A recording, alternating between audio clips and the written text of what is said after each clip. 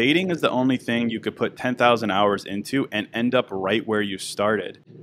I don't, you're not ending up right where you started. Hopefully you've Of got course some not. amazing memories and moments and experiences. Yes, maybe they ended in a freaking dumpster fire and it was horrible, but you still had the amazing first date and second date. Why are we so quick to throw that away? It makes me a little bit Right. sad. Well, hello there, and welcome back to the Terry Cole Show. I have a fascinating interview for you today with one of my pals named Case Kenny, and you might know him from his Instagram stuff, very inspirational. He is just on a mission, Case, to help people live more optimistic, mindful, and authentic lives, and we need that so bad right now. He's got a podcast called New Mindset Who Dis, which is fantastic. He's got millions of listeners there. I knew him though from his Instagram stuff, and you've definitely seen it. He's got it's a lot. It's like a white card with red writing on it a lot of times, and it is just so inspirational. And then I interviewed him for something that I did about love, because he talks quite a bit about love, and he has a new book out called The Opposite of Settling: How to Get Everything You Want Out of Love and Life Without Losing Your Spark. So we had an entire conversation basically all about relationships. Why is it hard with dating? How do you not settle? What is the opposite of settling, so to speak? How to find a love that upgrades every aspect of your life. And I really, really like the lens that Case Kenny, he's an original thinker with this lens that really resonates with me personally. And I really think it will resonate with you guys too. So I hope that you enjoy this interview with Case Kenny as much as I enjoyed interviewing him. Well, I'm super pumped to welcome Case Kenny back to the Terry Cole Show. Case, welcome back.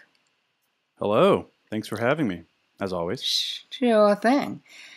All right. The last time we were together, I think you were kind enough to do my Epic Relationship Summit. I think that's right. The last time we That talked. sounds about right. Yeah, I was trying to think back when the last time we did something together. Yeah.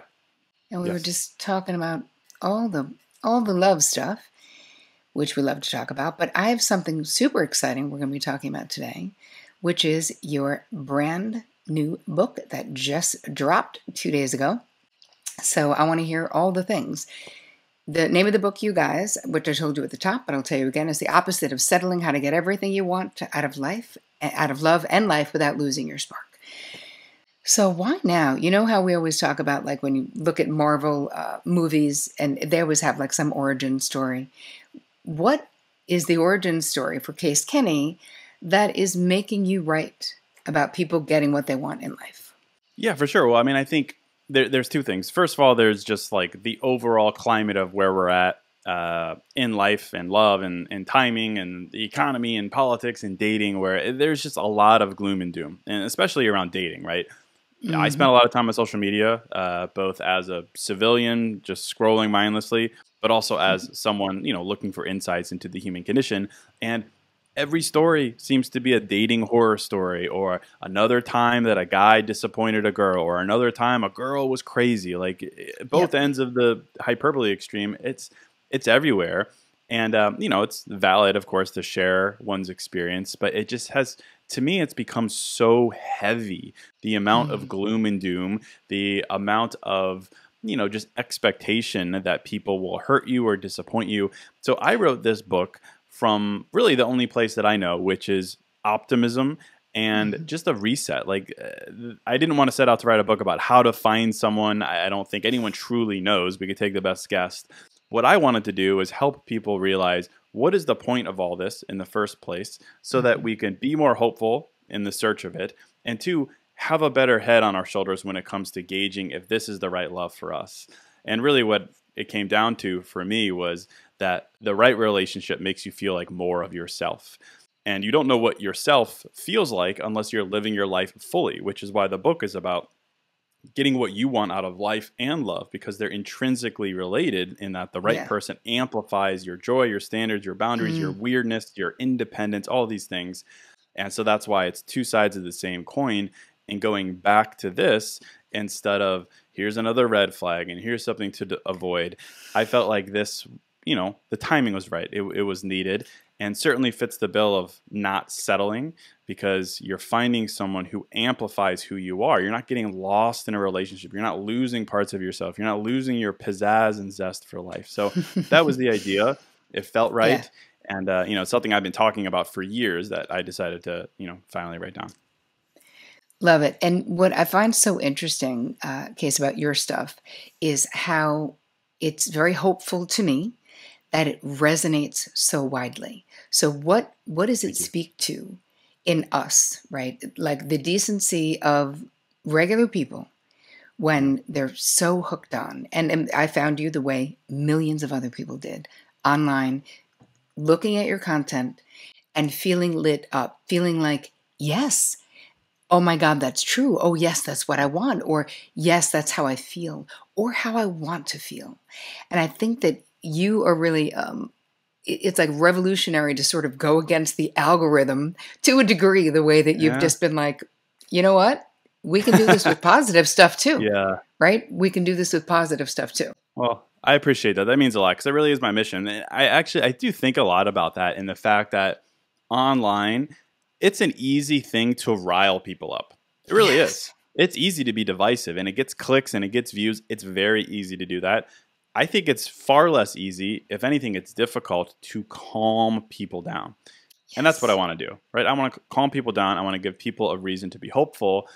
And, it's not like I have some secret sauce to it. All I know is that the way to create optimism in your life is to change the way you speak to yourself about your life. And, Mm. I refer to this as mindfulness to me. Like, so like, we're in this renaissance of wellness right nowadays. There's so many different ways that people are encouraged to go within and be present, and cold plunges and red therapy and therapy and sound baths and breath work. It's amazing. I think the thing that we Mhm. forget is that when it comes to mindfulness, it's not just listening to yourself. That is part one, and it's essential, right? We're never trying to control Mhm. our feelings. We say, I feel this way. I feel frustrated in my dating life. Right. Valid, right? We're not going to control that. But we forget that then what do we do with that feeling? Right. Most of us feel it, we express it, and we hope that it changes, right? For me, it's all about listening to ourselves, but then talking to ourselves using the right words, the right emotional Mm. vocabulary. So really, I just wrote the book to give people new ways to speak about themselves, their love, and their life, so that when they feel disappointed by another bad first date, when they feel lost in life or feel behind in life, it's not a permanent emotion. We honor Right. it, and then we've got that secondary phrase there. And that's really all I do online. Like, most of my quotes are like, for the most part, are like, here's an experience that is frustrating, and then here's the next chapter of your life. Here's Yeah. the detour that you're on right now, and here's the upgrade it's leading you to. And that's what Yeah. the book, it's honoring the frustration, but it's giving us a way to speak to ourselves that actually makes us genuinely hopeful, instead of just spiraling down the gloom and doom content algorithm. Part of though what you said that I just want to come back to is that it's the how empowering it is when you also realize that what you say matters. You can stay in this groundhog day of negative experiences and being disappointed and being like, oh, again, this is what it is. Or you can dial into, and a lot of your stuff is about how are you talking to yourself? How are you talking Yeah. about yourself and your prospects in the world, and how important that is? Because I also, when you hear people say, don't believe, every thought that you have, Yeah. right?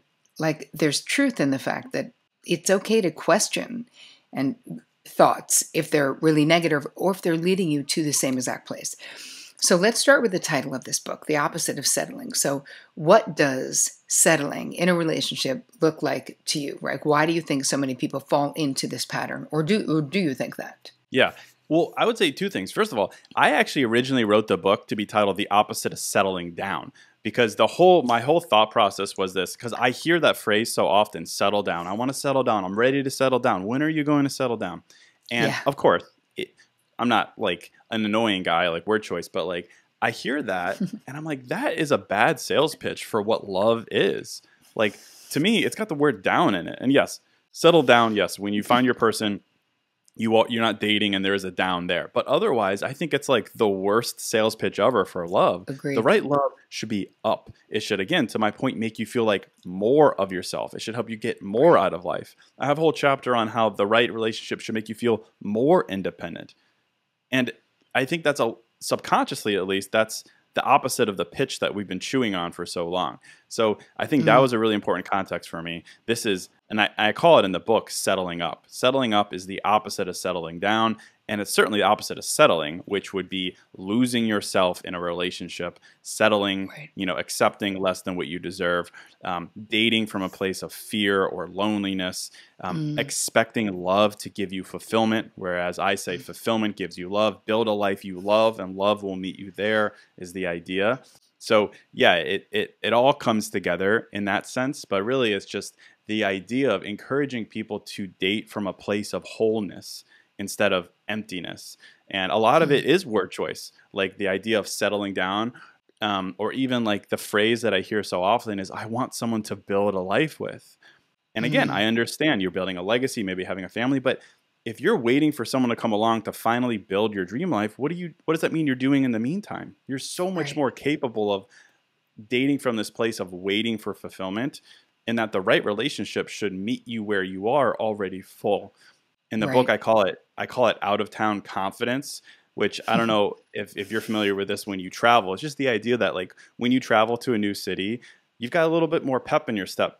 You got a little more confidence. You feel a little bit more whole because people don't know you, and Mhm. you're there to have a good experience. You're not there to like impress a specific person. Another person on the trip isn't a requirement.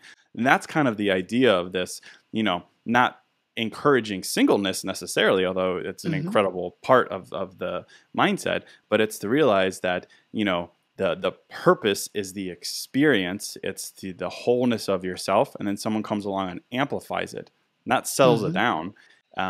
That to me, even just like those word choice, I think is so important. It just sets a different tone energetically for what you're looking for, what you'd accept, and then how to gauge whether someone's right for you or not. It's actually so good. I love it. And if I look at my own life experience, it's really honestly, Case, it's exactly what happened in my life was getting to a point of dating, living in New York City, dating and just being unfulfilled in that experience. And then realizing, you know what? I've built this amazing life and I'm all right if I never get married. Like I don't need that. And there wasn't a lot of pressure in my family system to do it.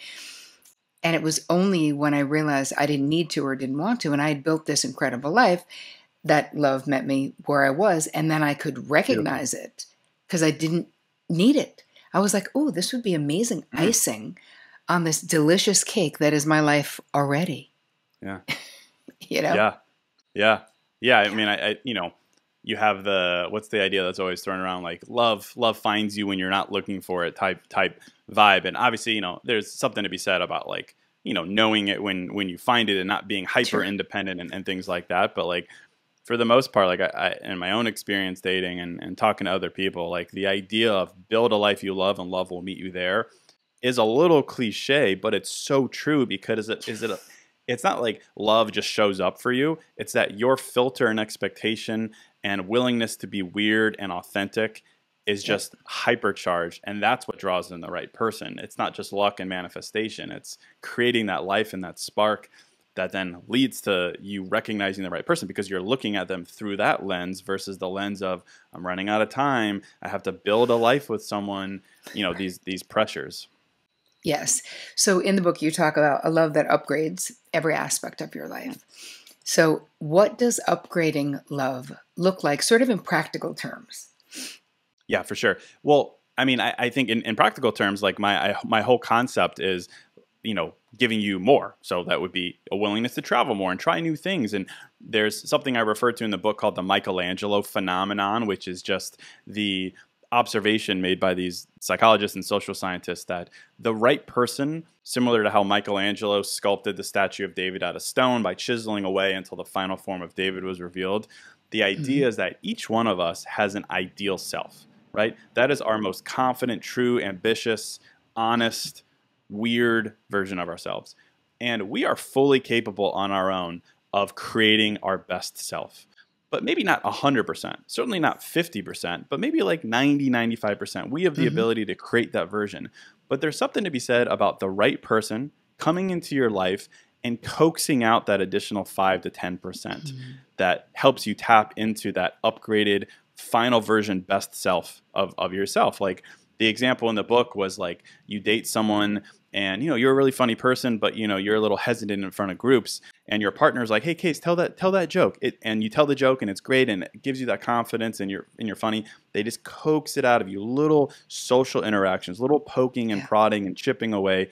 They bring it to fruition. I talk in the book about the idea of the acorn theory and James Hillman and the idea that inside of all of us, there is who you are. There's truth to who you are. And, as much as we do change and reinvent, there is something about you that from day one has been begging to be thrown into existence. It's an acorn. Similar to how an acorn, when you plant it, it can only become an oak tree, right? You can't plant an acorn and expect it to become a banana tree. Inside of us, there is something that needs to exist in that form. And the right person helps amplify that. They don't quiet it. They don't encourage you to self-edit. And that is what I mean when I talk about it's upgrading of yourself, your truest self, the acorn of who you are, the Michelangelo phenomenon of that additional 5 to 10%. And then that leads to lots of practical things, right? In the sense that you're weird and unfiltered around your partner. I talk about how humor and playfulness is the ultimate draw, but also it's the ultimate glue. And I also talk about independence and the idea of the dependency paradox and parallel play being a crucial component of the sign of a healthy relationship. So things like that. Talk about parallel play. I mean, parallel play is a great example. I'm in this room right now. My girlfriend's in the other room. She's a DJ. She's doing her DJ stuff on her computer. I'm in here doing my creative art and talking to Terri stuff. Two people doing totally separate things on the practical level, but feeling completely together and in love on the emotional level because we have each other's best interests in mind. We have that connection. So it's the idea in the most microscopic way of doing separate things in the same room, but it's the idea of having independent lives, ambitions, and souls and feelings, but not seeing that as a bad sign. I have a whole chapter on that and independence, in that so many people, they see the idea of independence as, oh, something's up with the relationship if they do things outside of each other or whatever it may be. To me, the closer you are with each other, the healthier your bids for emotional connection back and forth are, the more independent you should feel that you're empowered to be. So I think that's a defining feature of this idea of settling up. It's something that I think a lot of people struggle with, maybe men on the avoidant side need to come around to, that the right relationship is not going to rob you of your independence. If anything, it's going to fuel it, right? The right kind of independence, not the hyper masculine independence, but the right kind. And I think it's a really important point that we need to remind ourselves of, because that's a great selling point. It really is.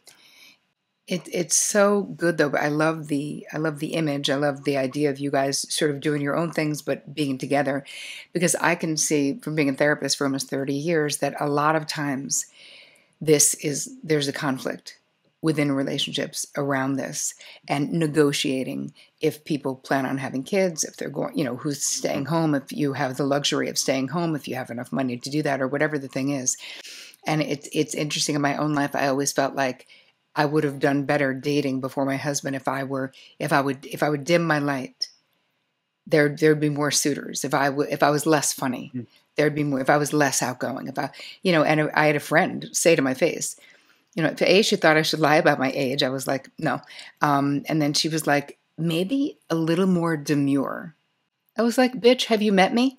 Because I can probably be demure for about 11 minutes. Like the true me is going to come out at some point. But again, this playing the roles and feeling like what do you have to give up to be in this relationship? And what you're sharing in this book and this concept is that there's more together. There's more of you being you, doing your thing, and her supporting you in doing that, and you supporting her and doing what she's doing. But nobody's saying be less, do less. Exactly. Yeah, I mean, it's like the things that we have a tendency to self-edit, right? Pipe down your intensity, be more demure. Ask for less, you're being too picky. those things I have found, as I'm sure you have found in your practice, as I know, like the Gottman Institute, for instance, has found in their 50 plus years of looking at couples, what makes it work and what doesn't. Those things become the emotional, the bids for connection that actually draw you closer. Your ambition, your independence, your humor. I have a whole chapter on humor. Your your inquisitiveness, the things Yeah. that turned off the wrong people, filtered out the wrong people, will be a magnet for the right people. And I know some people don't like to hear that because they're like, well, no, every time my intensity has intimidated this person or done this. Yes, that was a filter. For the right person, it becomes a bid for connection. They hear it, they see it, they touch it, they feel it, they receive it, and they give it right back to you. And that's why I really like this idea of like, what are these bids for connection that you like to give and receive? And think about how they originate from that idea of your acorn, your intensity, your passion, your weirdness, your quirkiness, your independence, all these things that we're so quick to dismiss because I need them to get to like me. The whole book basically is like, don't date to be liked, date to be seen. And when that's the case, Yes. only good things can happen. But so many people are dating to be liked because we're dating from fear, we're dating from pressure, we're dating from timelines, which again, I understand. But I think if we could strip ourselves of that and get back to the truths of how weirdness is a bond, about how quirkiness is attraction. I have a whole chapter on how non-conformity really is attractive. I talk about something called the liking gap, about how you're more likable than you think you are. And that's a tough pill for a lot of people to swallow because we're so self-judgmental. Anyway, I could talk on and on about it, but there's just so much to it that if we just take a step back and a big deep breath, I think it might be helpful. Yeah. And I mean, this, you guys, just that one thing, if you took one thing away, if you're dating and you only took one thing away, first of all, get the book. So that I guess that would be the one thing. But the second thing would be, don't date to be liked, date to be known. And that when we really, what you're saying, Case, and I've been saying this for years too, it's like what we really have to offer is our unique selves. So this whole trying to conform, you're like, why? Why are you trying to be other people? They're all taken. Like, why do we need to fall in line, so to speak, when you really don't? And you've been preaching this for a long time about, being, letting your freak flag fly to a degree and being your own weirdo, embracing what makes you unique. In the book, you talk about how that sort of love has gotten too complicated with all like the dating rules and who's the one and don't call for 2 days, or there's this expectation. So what do you think has made modern dating so overwhelming for folks? Well, I think it's because we date from expectation. And I have a chapter talking about have no expectations but high standards. Not low expectations, but no expectations and high standards. Because expectations are so noisy because often, majority of the time, they're not our expectations, right? They're things that we see on the internet. They're things that we think in theory are right, that they might need, but I don't know if I need them. But that's the expectation for what a first date should look like, for how someone should text you, for how fast a relationship should progress. And certainly those are important things to pay attention to, but they should come from standards, and standards should come from your experience, not the internet's, because we're not all the same when we don't need the same thing. And I think that's what's made dating complicated, in that, we're just inundated by other people's expectations and experiences, and we kind of subconsciously consume them, and suddenly they become ours. And then one day we're like, oh, wait a minute, why did I think that's how it needed to happen? It didn't. Like, it happened this way and it was perfect. And I got in my own way and in my own head, and I created all this angst for myself because I expected it to be this to that, 0 to 100. I talk about in the book this thing called the 0 to 100 theory, which is just the alleged difference with how men and women kind of rate each other, in that women who date men, typically, allegedly, younger women maybe, they start the men at 100 on a pedestal, and then they subtract points from them based on how the experience goes. Whereas men start women at 0 and add to it. And I was like, that's an interesting anecdote. I'm sure some people fall into that based on whether they're dating from a need or from fear. And sure, they put them up here. Yeah. But for the most part, it's like something like that is just, you're just adding complication to your life. The thing you should be looking at is, what am I willing to offer and what am I receiving? does this relationship make me feel like more of myself or not? In the words of Jillian Turecki, who I'm sure you know, she talks Uh-huh. about how a relationship should make you happier, not happy, in a sense. We're not dating from zero. We're not dating from nothing and Right. hoping for something.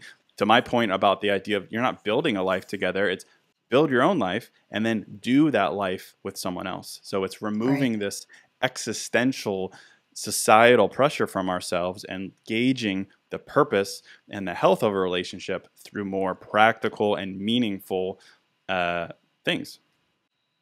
And I love that. And going back to how you feel, like where is the way people feel in the mix? Like we know with the Gottmans work, right? They did a lot of their love lab stuff around, people with their electrodes on, and Hmm. part of the most famous study that they've done was, and I don't even know if these statistics are right, but they were able to determine within a 93% accuracy if Right, couples were going to stay together or break up after having them sort of rigged up next to each other. right. So, and the feeling, obviously, if you're, and you guys, I'll put the link to that study in the show notes, but if you're next to your person and you have electrodes on, and your Yeah. heart is slamming out of your chest because you feel so threatened by being next to this person, Oof. obviously there's a problem somewhere.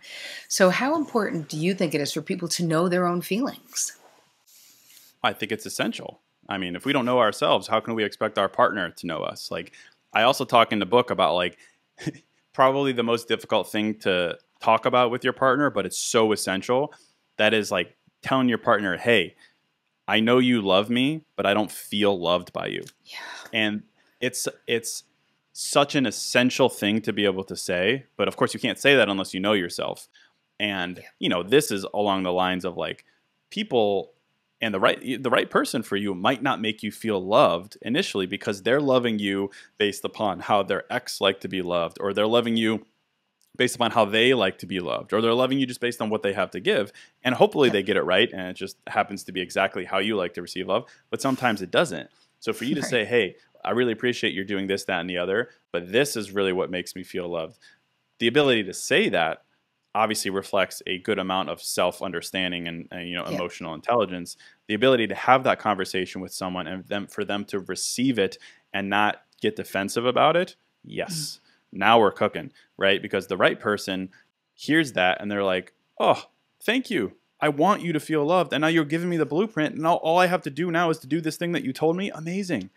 And the Yep. right person also, it's like an ego checking on both sides, because I see these TikToks sometimes from women, and they're like, well, I shouldn't tell him to do this because then if he does it, he's just doing it because I told him to do it.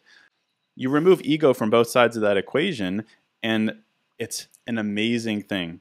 Both people are Right. humble, they're willing to have that conversation, they're willing to love from a place that makes you feel loved, and you communicate it.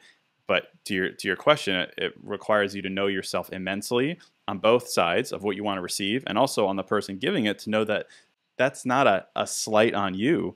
It's Right. a willingness to become closer. That is a bid for connection as well. And Right. also in the line of the Gottmans, to not allow that to become criticism or contempt or resentment. These things that are Yes, absolutely one of the killer. four So, horsemen. yes, yes, yeah, yeah, yeah. So great, We great, don't great want it to stuff. be. We don't Yeah. want it to be any of that. It's so interesting. I interviewed Gay Hendricks for the same thing I interviewed you for, the Epic Relationship Summit, and he actually said that he and Katie, his wife of like, I swear, 48 years maybe, that every day he says to her at night, it sounds corny, but I just thought it was so cute, sweet. Is there any way that I could have loved you better today? Is there anything that I could Love do that. to love you better? You know? Love it. And you're like, That's yeah, you wonder, beautiful. That's yeah, that's that's so essential, right? The willingness to hear, yeah, there was something. right? The willing, right? So that's great. Yes. Yeah. Yeah. So, what I hear a lot on these interweb streets from people who are feeling a lot of pressure in their lives, right? Whether it's from society, whether it's family or friends, to sort of settle down, as you said, to get married, to give them grandkids. What advice do you give to people who sort of feel this pressure? Well, I would say two things. The first of which is I will beat the drum until the day I die about build a life you love and love will meet you there. You know, love is an essential human big purpose in life, but life is a lot bigger than it. So go out and enjoy yourself, create some art, do some things, cut your hair, just like live your life.